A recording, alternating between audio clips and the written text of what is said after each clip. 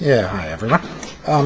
This is a slightly novel video. I'm going to be comparing, it's not really a test, but it is a comparison between the cameras of a smartphone, in this case the Lumia 920, which by all accounts is a very good smartphone camera, a tablet, which is my new Asus forget what it's called, ME400C VivoTab Smart tablet, and with an 8 megapixel camera, and a Nikon, this is an old D70 digital SLR, served me well for many years. It's a 6 megapixel camera, and I was using this obviously traveling and for doing my own photography. Always got sick of carrying it. Always looking for something lighter and easier to carry. And just a couple of years ago I started using my Lumia 800 on holiday as my only camera, and I was pretty happy with the results, and so I was also quite then keen to upgrade to the Lumia 920, which then supposedly had a better camera, so I could be even happier about not having to carry my Nikon with me. Then since then I've been pretty happy with the results. Pretty happy. It's okay. I'm not taking photos that I'm going to send to iStock. I'm taking photos that are going on Facebook or just going to be snapshot sized prints. That's really all these cameras are cut out for, this type of thing. But because some people might be interested to know, I was particularly interested how the camera worked on my new Asus tablet, so I thought I'd go out with these and do some comparison shots today, which I did. And I'll just have a quick word. Oh yes, I'm going to show those on screen. I'm going to record those on screen using screen capture software. But right now I'm just going to make some points about the cameras themselves. Obviously, I'm not going to go over how a camera like this works. Works very well. I like to use it, turn it on. I like to use it in program mode, which is with no flash. And then the only modification I ever make to my exposure is I hit the compensation, because I know how exposure works. I'm looking at the scene I'm taking, I hit compensation, and then I either go up or down by third stop increments to adjust the exposure from what the camera thinks the exposure should be. Once you know how cameras work and how exposure works, that's really all you want to do, is you want to take the camera reading and then modify it by a certain amount up or down. This camera is pretty good, lets you do that with a bit of clicking around. A camera like this on the Lumia is not very good. The interface, I actually think the Windows Phone 8 camera interface is pretty bad. It needs to be improved a lot. It's nice, it works great for auto, it's very quick to use the shutter button, to turn it on and take a snap, that's great. But to do things like change the settings, you go in there, then you click photo settings, then you've got the settings, but you've got to read these little things, these tiny little words, and then scroll down them and make the adjustment, and the exposure value there, that one there, you then go like that, and then you scroll this list and you have to go, hang on, which is up and which is down? Oh, okay, there, that one's down, so give me an extra 2/3 of a stop. And then you can barely see what the change is, but then you have to back out, being careful not to click save and not to click back out twice, otherwise you'll close the app and then that setting is lost. And so I've just done that. I've made the change of exposure. Quite frankly, that should be something that I should be able to assign to the screen here. I want to have a slider on the screen where I can just assign it to whatever value I want, whatever setting I want, whether it's a scene setting or the flash or the white balance setting, something. I just want to be able to have one setting on my screen on a slider, and for me it would be the exposure value. Then every photo I'd just be putting my finger on it and I'd go, okay, adjust it up, adjust it down, take the photo. Adjust it one way, take the photo. Adjust it the other way, take the photo. That to me would be a perfect camera on a phone. The rest can all go really. They could improve it by not giving you all these multiple steps, by making these drop downs are ridiculous. This is really problematic. I don't think it's very good at all. Anyhow, apart from that, it's all right. Changing to video, keep the flash off. Flash on and off is nice. The lenses here, that's quite good. I quite often try the panorama. That's quite nice. Works well. And the camera itself works very well. Okay, that's all about the Lumia. Onto the Asus tablet.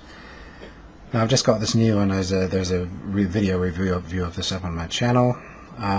This is now a follow-up several days later, and I've had even more time to use it. Now there are some quirks with this. The camera app that is part of Windows 8 is this one here. It's just pointing at my desk, so there's nothing much to see. This camera app gives you a switch to switch between front and back, a timer, a button to go to video mode, and camera options. Now the camera options give you, on this particular camera, give you the megapixel settings, and it's of interest that the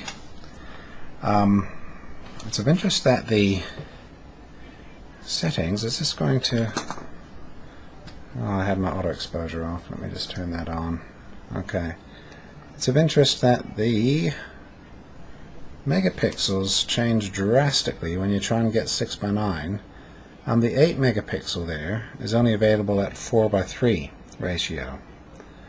Then you can choose a smaller 4.9 megapixel, but also 4:3. And to get 16:9, which is, this is the ratio of the screen itself, you have to go all the way down to 2 megapixels, 2.1 megapixels. And that's not much of an image, 2.1 megapixels. So I was interested in trying that out to see what the story was. As well as that, there are settings here for more options where you can just change your effects. So generally when you want to come in here and change your exposure value, which, as I was just saying, I always want to do, it's pretty bad. You always come in, you have to go into camera options, then click that little more link, which is down the bottom there, little one there. So you tap on that, then you wait, and then this thing comes up with these negative sepia grayscale, things you're basically never going to use. So then you have to go to one of these other tabs, general or settings. You have to figure out, well, what would be a setting and what would be general? What's the difference? I mean, Christ, it's the same. They should organize that a bit better. This needs to be redone. I don't know if this is part of Windows 8 or it's part of the Asus camera. By the look of it, it's probably part of the Asus camera. But that's pretty junky interface as well. Quite a few good options. Brightness, contrast, white balance, fine. It should really always be on daylight when you're out in daylight. I found the auto not very good. We'll look at that in a moment. Scenes, there's the exposure value. So you can get a stop. Oh no, you can actually scroll it up and down. So you can go a couple of stops over, a couple of stops under. Okay. Torch, that's this, the light. If you scroll up here, flash, auto off and on. So there's the exposure value there. You can make a change, and then to apply it, to apply the change, it's totally unintuitive. So say you want to give it an extra stop. It's nice that the screen shows it straight away. So here I'll give it extra 2 stops, brightens up, go 2 stops down, darkens up. So I'll give it 1 extra stop. There we go. Now to save that, there isn't actually a save. All you can do, and you can't close it, the way to close it is to click away. When I do that, I always think I'm going to take a photo, because that's how you take a photo on this. So that's a bit weird. You have to go like that, wait for that silly screen, figure out which one of these has got the thing you want on it. On the settings, there's focus mode, so you can lock the infinity point, which is nice if you're shooting through a window. Change your ISO and change the metering mode, which is quite nice. However, to apply your setting, you click away, and then it's there, it's done. And I think next time you turn the camera on or off, it's reset back to what it was. So this is the built-in Windows 8 camera. To take a photo, you just tap it. It takes quite a while to take the photo. So tap, 1, 2, 3, 4 seconds to take the photo. Long time. I've forgotten if I'm on full. Yep, that's 8 megapixels. Okay. As well as that camera, there is another one included with this tablet called the Asus camera. Tell you what, everything's it looks a lot more colorful and nice on this screen than it does on the video. I can see it's not that great on the video. Colors are off. So here's the Asus camera. Now this has got quite a few more settings because it's their own bit of hardware, so they're providing software. There's a zoom over here, which is, you know, just digital zoom. Nice to have. It's quite responsive and smooth. Looks pretty good actually. There's over here a button to go through to your pictures library. This little spin around camera sitting on a turntable there, that switches between the webcam, you know, the front facing camera, and the proper camera, and for some reason all that pops up. I don't know why. That's the shutter button itself. And if you look closely at the shutter button, which is sort of hard to see here because the camera is just, exposure is weird, can't really see it. In the middle of that is a shutter motif, and it's filled in with blue. You can only take a photo when it's filled in blue. I discovered this during the day today. Up here we've got a switch between the camera, the film camera, and a panorama mode. Of interest is that the panorama mode is just like an iPhone 5. You start taking a picture, right, so you go like that, and then you move the camera around like that.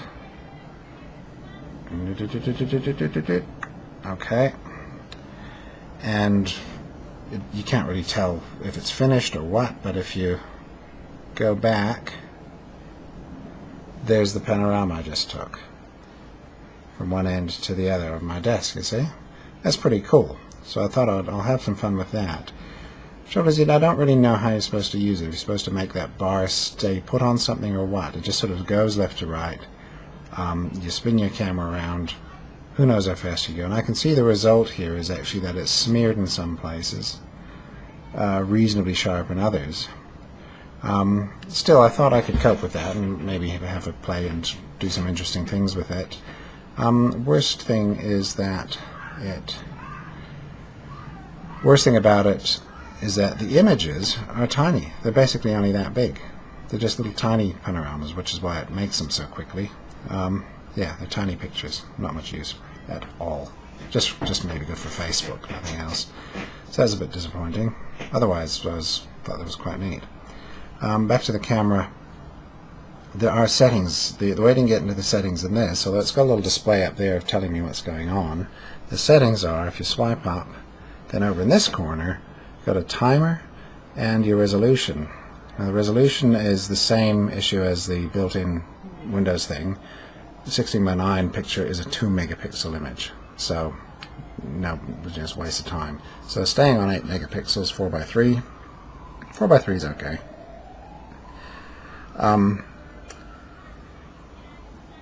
There are options here. There's another options button over here, more options. So click on that, and then you get this window again with these same options here. So you can go in there and do all that. Okay, same as with the Windows 8 camera. Now, video is quite good. In video, we have in the options down here 1080p, 720, and 480.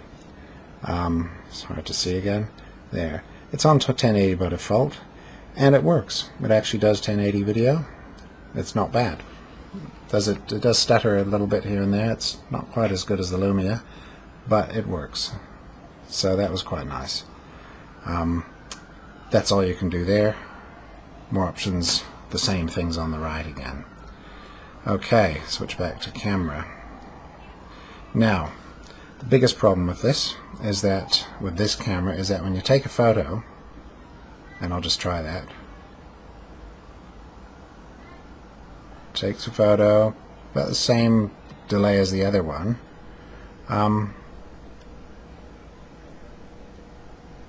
take a photo, plonk takes it. Oh, it's actually working okay now.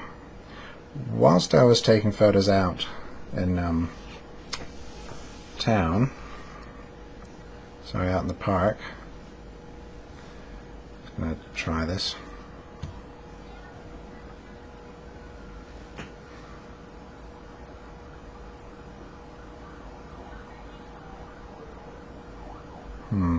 That's working reasonably well now. Whilst I was using this today, maybe it needed a reboot, but it was incredibly slow. After pushing the shutter button, it would take about 30 seconds before I could take another picture. The blue color in the middle of the button that I mentioned earlier would stay grayed out, and then it would come back. When it would come back, I could push it again. I found it very hard to tell when I'd taken a photo. I kept taking photos of my feet. It was quite hard to use. Not so great. So I tried it at smaller pixel sizes. That worked. That sped it up. I thought it was just taking an age to store the image and deal with it, process it. I'm just looking at it now. It seems to be quite quick.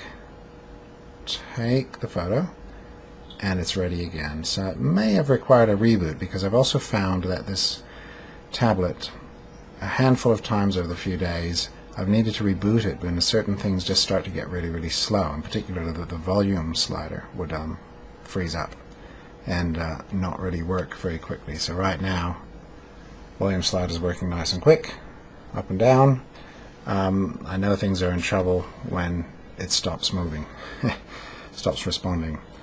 So in any case, I did try switching back to the built-in camera for the rest of the photos, and that was very fast. It didn't matter which mode it was in, apart from the 4 seconds or so it takes to take the photo after hitting the screen. It would return, very, very quickly. So take a photo, done, and it's ready to take another straight away. So that's pretty good. The screen itself for a preview is, I've never wandered around with a tablet taking photos. It's a bit weird, but surprisingly I saw other people out today with tablets taking photos, mainly tourists. But the screen itself, because you can get to it quite quickly here and brighten it up, it was quite bright. You could actually hold it up and see things. It wasn't too bad. Not great, but not bad either. Comment about this tablet again for people considering it.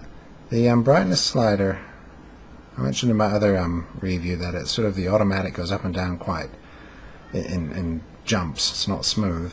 When you operate the automatic slider, it also goes up and down in jumps, and it's not very responsive. It's a bit weird. I sort of take stabs at it until it sort of ends up somewhere where I'm okay with it.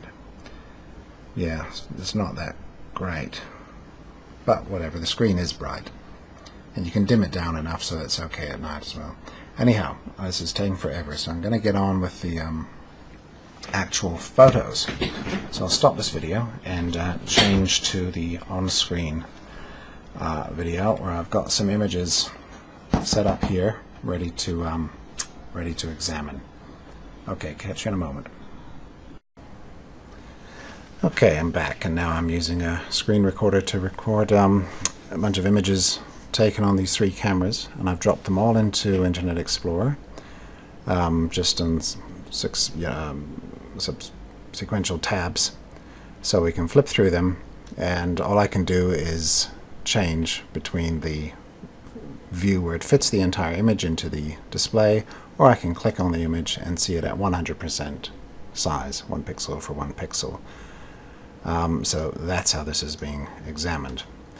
The photos are not meant to be good. I'm just taking, I actually took these with the cameras held steady on a large box here on top of the hill, because I didn't want any hand holding, any jitter, anything like that. So they're all held quite firmly when I took the photos, and took a couple of photos every time of each shot and picked the best ones if there was a difference. There were 1 or 2 minor variations. So what we're looking at here is it's always the Asus first, that's the tablet camera, and then the Lumia 920, and then the Nikon D70. So we're looking at 8 megapixel, 8 megapixel, and then 6 point something megapixel in a 10-year-old camera, or 8-year-old, I don't know how old it is now, quite old. So the actual appearance of the images, obviously here on the Asus everything's 4:3, except I do a 16:9 later, but 4:3. Here it's on the Lumia, it's the 16:9, so it's a lot wider. And here on the Nikon, it is in between. It's a little bit wider than the 4:3, not as wide as the 16:9. Overall appearance, the Asus, I left all the cameras at defaults. I made no changes to the settings, everything on automatic, because I didn't have all day to spend doing it. The Asus overall is cooler, greener, not as warm looking as the Lumia here, which is obviously a bit warmer. The sky you can see is much deeper. This is sort of a bit more magenta looking. That's obviously warmer. The green's probably more red in it. And this particular D70, I've had two of them. This one is greener and cooler looking than my first one, which was much better. However, I'm sort of looking at the sharpness and the quality of the image. The image is just at Facebook size, just a small snapshot size. I think the Lumia 920 looks best just because it's the warmest image. It's quite nice having the wide format for a horizontal picture like that. So let's look at the things up a little bit closer in more detail. So I'm going to go for the center of the image. I'll click on this little. Let me click on the black building there, there, and there. So this is the Asus. I can see it says, that says brother. That actually says www.state.co.nz. I know that's what it says, and I can barely make it out. You can just sort of make that out.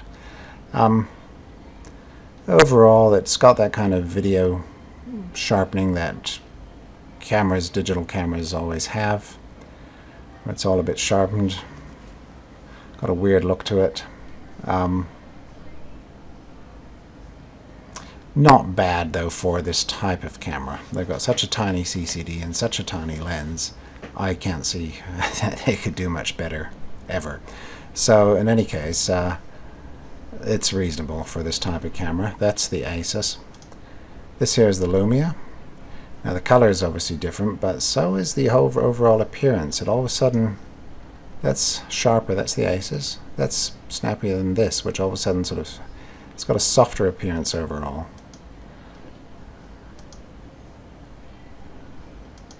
Yeah, fuzzier, softer appearance. Now this is before what's called the Portico update for the Lumia, and when that arrives for my phone, I'm going to do a before and after series of shots, before and after the upgrade, because the upgrade is going to sharpen up the images. Note that it's only doing that through software, modifying the software processing of the image, so it's not adding sharpness. It's probably just reducing the amount of denoising that's going on in these images, because the Lumia has like no noise in the images, and that's largely due to the processing of the images.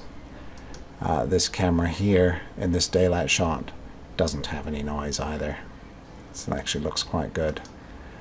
So this should sharpen up. Doesn't look that great though. Now let's look at the Nikon. That's more legible. You can see that better. Overall, definitely sharper. And what it hasn't got that sharpening. That is a feature of the tiny CCDs in the phone camera. So this beach back here looks good. These buildings all look good. They look nice and clear. Everything is a lot clearer overall. Much more even tones everywhere. Go back to the Lumia, all of a sudden it fuzzes out. Go back to the Asus. Still got that fuzziness overall and a weird sort of painted look to it.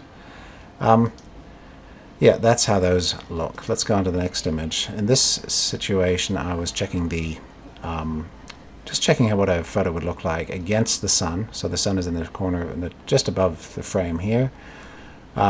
shooting against the sun, but with the sun out of the frame. I just want to see what it would look like. This is the Asus. The type of flare it gives you is this kind of, got lots and lots of these lines coming out of it, radiating from the source, which is okay, looks fine. And it actually did a reasonable job of balancing the light here and not letting this dark area go totally dark. It's actually quite decent. The Lumia has this kind of it's added this kind of a magenta, sort of purpley glow, which it sometimes does, a bit like an iPhone. Overall kind of blurriness, and I was very careful to clean the lenses for every shot. I cleaned the lenses. So this is just the way the camera looks, quite fuzzy. Exposure is about right again. The sky's still there, it's not totally blown out, and this is not totally black. It looks okay. This is what the Nikon did by default. That's on program mode. It just decided, probably due to center spot metering, it probably picked up the metering, the light here in the middle, and exposed for that. So the sky is blown out totally. We've got this flare here, which is a bit of a pain, but that's a flare. It's a proper lens flare from a bit of glass somewhere in the lens showing up across the image. But overall quite clear and sharp. Probably the most usable image out of that lot. Once again, 1 for the Asus, 2 for the Lumia, 3 for the Nikon. Next image. This was about text, about sharpness. So I was photographing this display here, which was approximately 80 centimeters wide, 3 feet, 80 to a meter wide, 90 centimeters, 3 feet wide. So the text isn't tiny, it's not like a newspaper. But I was probably about 2 to 3 feet away from it as well. Lined it up best I could, and just wanted to see if the sharpness would hold. So let's look in the middle here first. I'll click on this here, click on the green thing there. This is the Asus. It's all legible. Office, sheet number 1, the text over here looks pretty good. I'll just put that right there. I'll put that right there, and then I can match the next image up with it. Note that over here on the far right it gets quite fuzzy, because lenses typically get fuzzy, especially a lens that's like an f2.2. It's used wide open, has no aperture, and so the field is not going to be very flat. It's going to be fuzzy in the corners, and it is. Not as much as one might think for this type of a lens in that kind of aperture, but it certainly fuzzes out in the corners. There we go. See how fuzzy that gets. Whereas down in the middle, sharpens up all right, and it's actually quite usable. I thought that was quite good. You can certainly take a photo of this and read it. Okay, well, let's look at this. Let me line this up. Gonna line that up there and up to there. Okay, the next image is the Lumia. Color different, it's warmer, it's a nicer looking image. It looks fuzzy already, it's got that overall fuzz to it. Here, terrible. Now this seems to be a feature of my Lumia. My Lumia has a fuzzy spot in this area all the time. I hope you can see the cursor. I'll be mad if I do this and you can't see the cursor on screen. But my one has a fuzzy spot right here in every image. It's obviously a hardware fault, and so that hits this text right there. Over on the right, pretty fuzzy. Here in the middle, sharpens up quite nicely, and over in the middle here, yeah, it's quite nice and sharp. That's very legible. Over on the left side, not as bad as on the right. Still pretty fuzzy though. So let's put that in. And we'll look at the Nikon. Instantly looks much sharper than any of the others, much snappier without having any sharpening. Well, not much. Yeah, sharp pretty much across the field. I mean, I can see some degradation in the far corner here, but not until we reach the very far corner. Obviously a much better image, and I can't quite line that up there. So that's how that looks. that's how the Lumia looks. That's pretty shockingly bad. That's how the Asus looks. Again, as I say, I believe mine has a hardware problem here in this particular area, as it always looks very bad there. There's a fuzzy spot. Over here on the left, it looks okay. Not as good as the Asus. Certainly not as good as the Nikon. On to the next image. Here I was taking a photograph of, it was about dynamic range. There was a blue sky. All this area is in shade, and a lot of dark shady bits here as the sun was going down, but then we had sunlight across these plants here. So I just wanted to see, but it's sort of evenly spread across the image, the dark and the light bits. So I just wanted to see what the camera would do at that situation. It's sort of more about the metering. And this is the Asus. It's sort of gone for the middle. The darks are quite dark and the lights are a bit blown out. It's decided that's what it's going to do, and it's probably the correct thing to do automatically. And so here you'd want to change your you'd want to compensate up and down depending on whether you wanted to see the background or the light. You'd make a change, and I think the camera's gone for the mid range. So that thing there in the middle looks about right. That's a bit dark, that's too light. Check out the Lumia. The Lumia's decided to brighten it all up a little bit. Overall it's a more pleasing image. Again, it's all fuzzy though, but a more pleasing image. It looks quite sharp over here in the middle there, and then it gets all fuzzy over here. A little bit of sky there, a bit of blue. Just has that smeared sort of look. And this is the Nikon. All of a sudden it's very crisp and sharp looking. There's a bit of lens flare in there, but it looks very sharp. It's decided to lighten it. It has decided that it's too dark, so it's going to lighten it up a bit, which blows this out even further, the light parts.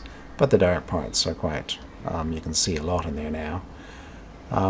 Definitely a better dynamic range. You can see more in it across the whole range. We'll just have a look. We'll just pop in here to see what this looks like. Yep, I mean, obviously you can see all the windows, some people over there. Lots of detail. Look at the Lumia. Yep, not bad. When it's sharp, it's okay. You know, everything's there. But then right here, totally fuzzy. Just that bit. See how the flowers are sort of okay there, and then all of a sudden they just fuzz out right there. That's my camera in particular, I think. Doesn't look good at 100%. Now the Asus, let's have a look at the Asus.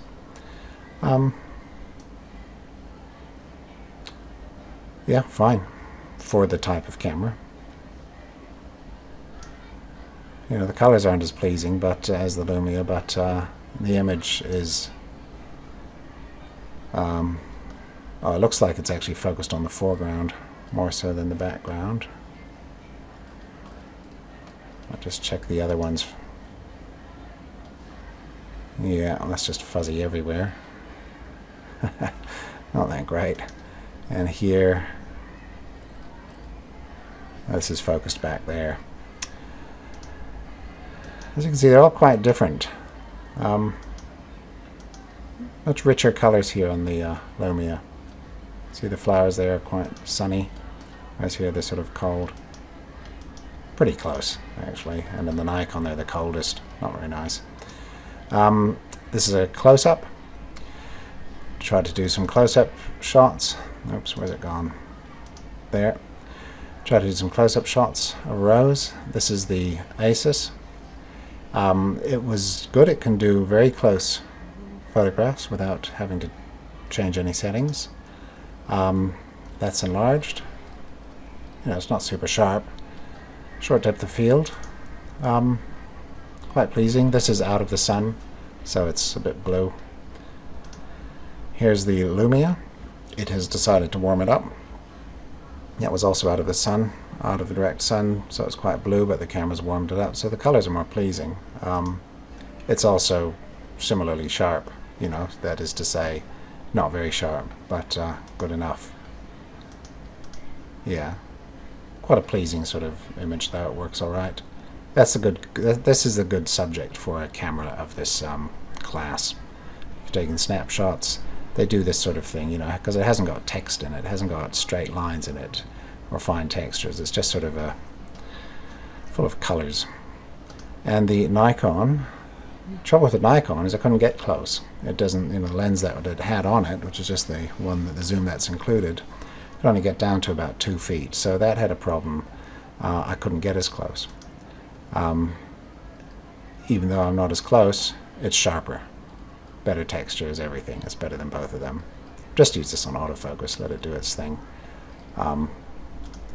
So out of that lot, I would prefer to have the Lumia image.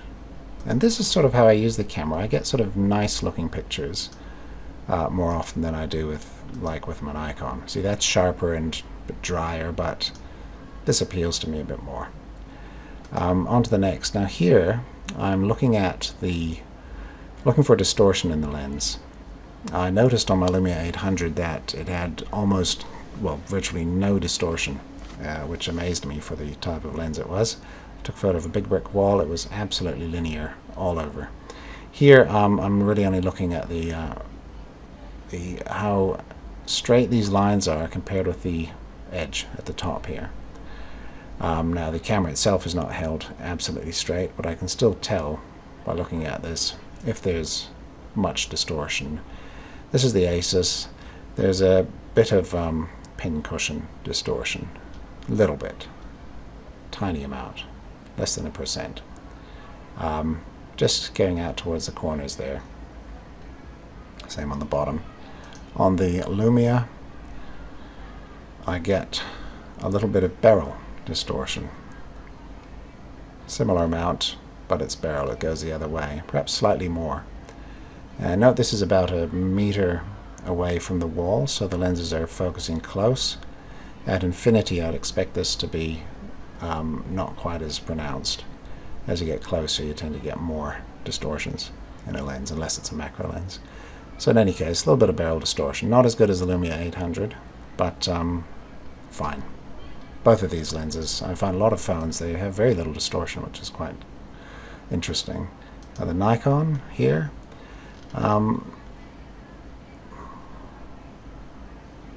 pretty much perfect. And that particular lens, it's no great lens, but it gives a sharp contrast image. The lines are pretty much straight all the way. Just for the sharpness thing again, this is the Asus. Let's click in the middle. Here in the middle, see this little area here with these little splotches. We can just see how sharp that is. And it's okay, you can see that stuff. See a bit of texture in there, a bit of texture between the bricks. Let's do the same for the Lumia. There's that piece right there. Again, the colors are quite different. I think the grout between the bricks looks better here. Go back to the Asus. It's got this kind of look that's like a video camera. It's got a funny look to it. The Lumia, even though it's sort of rounder and fuzzier, it's a little bit more real looking. I don't know. It's just a matter of taste. And the Nikon, obviously, it's going to be nice and sharp. Yeah, much sharper than either of them. Much more realistic looking grout. Completely different exposure to both of them, but definitely the best image. There's details up here, these little white spots and so on. They're hard to see on these images. Yeah.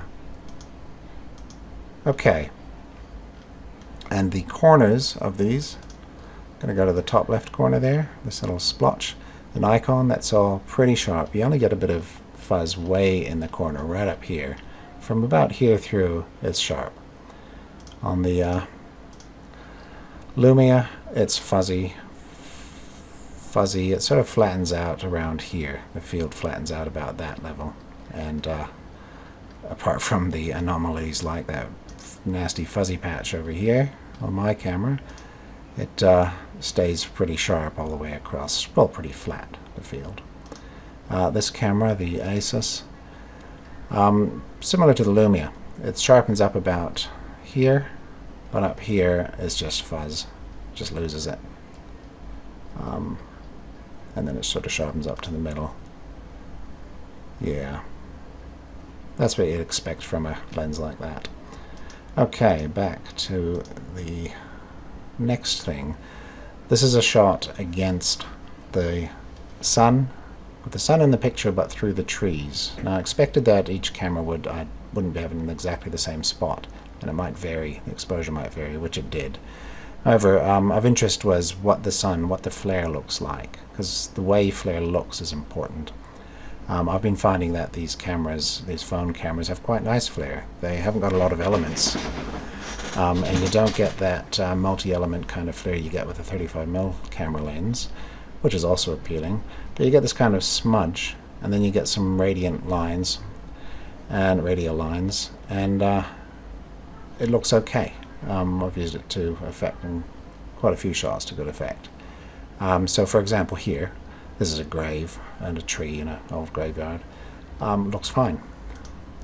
The image is in the frame, the sun is in the frame, it's dealt with it quite well. Onto the Lumia, same image, it's warmer, obviously there's red in it. I'm getting a flare down here. There's a long beam going right across the image. Now again, the sun is slightly in a different place, there could be more of it here. Similar radiant lines. I actually found the flare on the Lumia 800 to be the nicest one. The 900's a little bit different, more of a splotch, a bit like this Asus, just sort of a splotch. Image, the exposure is fine. This is, this is no compensation here. This is just letting the camera do what it thinks is correct. So that's pretty good. Asus, very green. Lumia, very red and all fuzzy looking. And let's go on to the Nikon here. The Nikon has decided, for whatever reason, that it's going to darken the whole thing up. But the flare is interesting. See how it's got this sharp radial lines, these little bits here from different lens elements. So that's sort of more multifaceted flare. That's quite nice. The image overall is much sharper, but the exposure is completely different. This is why we need exposure compensation, easily accessible. So, is that the last? No, we've got, this is again another dynamic range image, quite extreme, and all I was doing here was seeing the camera on auto, what's it going to do to the white here, which is in direct sunlight, versus this dark area, which was in the shade. It was right behind this shot, just turned around 180 degrees, and that's what we see, a high rise. So, the Asus has given us good tone here on the building, very nice. It hasn't blown it out at all. And down here in the dark areas though, it's completely dark. It's not giving us anything, tiny little amount there, but on the glass. So it's decided that that is the type of image it's going to give us, which is fine. The Lumia here has given us this coloring. It's obviously more red. I think it's the more accurate coloring. Well, it's sort of in between the two, so that's quite white and that's quite pinky. It's in between the two. It's given us a bit more down here in the shade, a bit more detail, but not much. Good dynamic range. It keeps that, has a bit of that. That's what you'd sort of expect. Now let's look at the Nikon. Sorry, these are horizontal. I couldn't, even though I rotate them again and again in Explorer and in Photoshop, the web browser refused to display them vertically. It just kept displaying them sideways. I don't know why. The Nikon here has blown this out completely, and it's looking for a bit more in the shade here. That's what it's doing. So it's giving us the weatherboards, the side of the house. We can see stuff there. Basically, it's just a slight variation in the camera exposure, what the program decides it's going to do. They're all equally fine, I think. I'll just see if I've got any more. That's all the images I'm looking at here. I also will just have a look in here. This is another browser. I tried the... Oh, that's what I did here. I tried the Asus camera on the Asus tablet. That's this one. And then I tried the Windows 8 camera on the same tablet. I switched. This is when this camera was being incredibly slow and difficult to use. I then turned to the built-in camera, and that was fast. And so I tried that out. I wanted to see if there's any actual difference. They shouldn't. They should always just use the exact same camera, but you never know. You never know if they process the images differently. If anything, one is slightly warmer. The Asus camera is slightly warmer, but that could just be the white balance shifting, the auto white balance shifting. They're both much of a muchness. So the cameras are basically the same, whether you use the Asus one or the Windows 8 one in the tablet. Okay, I also did video footage using these cameras. I will probably put that in a different video because this is already taking forever. Is there a conclusion to all this? I've been taking photos for a lifetime. I've got a house full of cameras, real cameras, not these digital things. And quite frankly, none of them are any good. I don't think any of them are all that great. I think they're all good enough for snapshots. You can take perfectly good snapshots, up to this sort of size, the size of the tablet screen. You can print any of these and they look fine. And there's not much between them at that level. So I'm actually still quite happy to go out with my Lumia and not bother with my Nikon anymore. And I'm quite happy with the results. I'm also happy not to have to carry the big camera around. So I think it's perfectly fine to use a mobile phone on holiday these days. Battery usage is a problem though that crops up, and you might need to do something about that if you go on holiday with only a phone. The tablet, whether or not I would go out with a tablet and take photos, no. I would use that for work. I did notice other people with tablets. I mean, in an emergency, sure, why not? It works. The video was pretty good too. It worked as well, but wandering around with a big tablet in front of your face,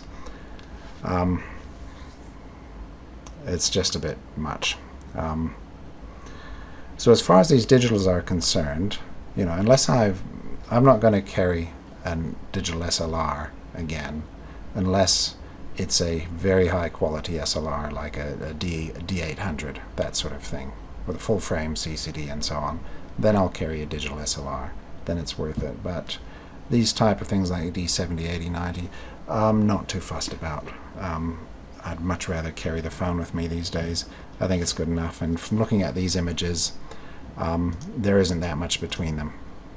The differences between them are more about color balance and exposure than they are about quality. And with that in mind, it's the operation of the camera that matters most. I understand that for the Lumia you can actually get some extra cameras to download. There's some camera apps that you can get in the marketplace that try and make it easier for you to access some settings. I'll try some of those out, see if they're any good. As I said, I just want an exposure value slider on the screen and I'll be happy. That would actually keep me very happy. So I've just already decided to keep my Lumia and use that on my holidays, and this hasn't changed my mind. I will keep doing that. Sorry for going on so long. The next video in this line will have something about the Lumia Portico update. I can see that that's going to improve the daylight shots somewhat, at the expense of a bit more noise perhaps. But overall it's not going to sharpen things up tremendously. It's not going to improve things tremendously. It can't fix the hardware, it can only fix the software. How do I think this compares to other phones? Well, I wish I had a Galaxy and an iPhone 5 with me to test. Not that drastically different. Those phones are pretty similar to this. If I might try and get hold of a couple of them at some point and do a comparison. But there are plenty of those on the web. Anyhow, enough from me. Thanks for listening. Bye-bye.